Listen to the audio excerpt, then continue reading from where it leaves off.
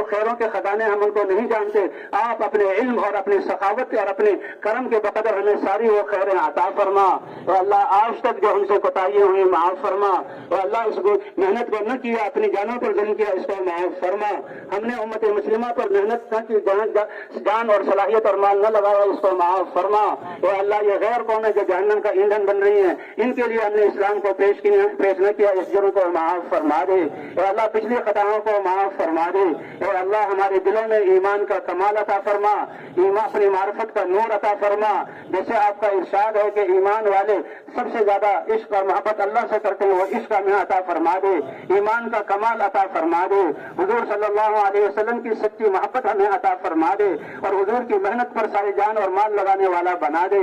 اے اللہ جس امت کے لیے حضور راتوں کو اٹھتے تھے اور تڑپتے تھے اور روتے تھے اور دعائیں مانگتے تھے، اے اللہ آج وہ امت پریشانیوں میں گھری ہوئی ہے، آپ کے علاوہ کوئی ہمارے کام کو بنانے والا نہیں، ہم سارے دروازوں سے نا امید ہو کر، سارے دروں کی ٹھوکریں کھا کر آج تیرے در پر امید لے کر آئے ہیں۔ اے اللہ ہمیں نا امید نہ فرما، اے اللہ ہمیں خالی ہاتھ نہ لوٹا، اے اللہ سب سے بڑی دولت ہدایت کے نور سے ہمارے دلوں کو منور فرما۔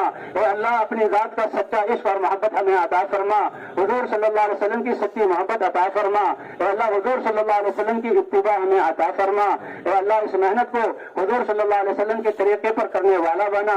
اے اللہ ہمارے مردوں کو بھی قبول فرما، ہماری عورتوں کو بھی قبول فرما۔ اے اللہ یہ اجتماع میں جو لوگ آئے ان سب کو قبول فرما، اور جو لوگ ان آنے والوں کی جنہوں نے خدمت کی ان کو دیکھ کر خوشی ان کو قبول فرما، اور جو ادارے ان کی حفاظت اور خدمت میں لگے ہوئے اللہ سب کو قبول فرما، ہمارے ساتھیوں میں سے جو خدمت کر رہے ہیں ان سب کو قبول فرما۔ اے اللہ ان کی نسلوں کو بھی قبول فرما لے۔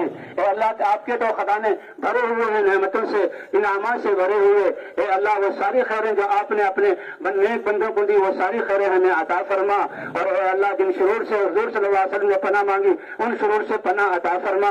اے اللہ جو ہمارے عزیز و رقائب قبروں میں ہیں، تیری رحمت کے علاوہ ان کا کوئی سہارا نہیں، ہماری دعائیں ان کے لیے کارآمد، اے اللہ ہماری دعائیں ان کے حق میں قبول فرما کر ان کی قبروں کو جنت کا باغ بنا دے۔ اے اللہ ان کی لغزشوں کو معاف فرما دے، اے اللہ ان کے لیے جنت کے داخلے کا طے فرما دے، اور اے اللہ جو ہم زندہ ہیں اپنی رضا ہمیں عطا فرما، ہمیں اپنے سے راضی کر لے۔ اے اللہ آپ ہم سے راضی ہو جا، اے اللہ صحابہ والا ایمان اور یقین عطا فرما۔ اے اللہ حضور صلی اللہ علیہ وسلم کی زندگی اور محنت کو اپنانے کی توفیق عطا فرما۔ اے اللہ ہماری نمازوں کو خوشو خضوع والا بنا دے، اے اللہ ہمارے اخلاق کو حضور صلی اللہ علیہ وسلم جیسے اخلاق والا بنا دے۔ اے اللہ جو علم آپ نے ہمارے لیے دین کی صورت میں اتارا اور آج تک ہم نے عمل نہ کیا، اس جرم کو معاف فرما، اور اے اللہ اس علم پر پورا عمل کرنے والا بنا دے۔ اے اللہ ہم نے تو مسلمانوں سے پہلے لڑائیاں کی، مسلمان نے مسلمان کو لوٹا، ان کی زمینوں کو دبایا، مسلمانوں نے مسلمانوں پر ظلم کیا، اور تیرے گھر مساجد خالی ہو گئے، پھر آپ نے غیروں کو ہم پر مسلط کر دیا۔ اے اللہ مجرم بن کر اعترافی بن کر توبہ کر رہے سارے گناہوں کو معاف فرما، سارے جرائم کو معاف فرما۔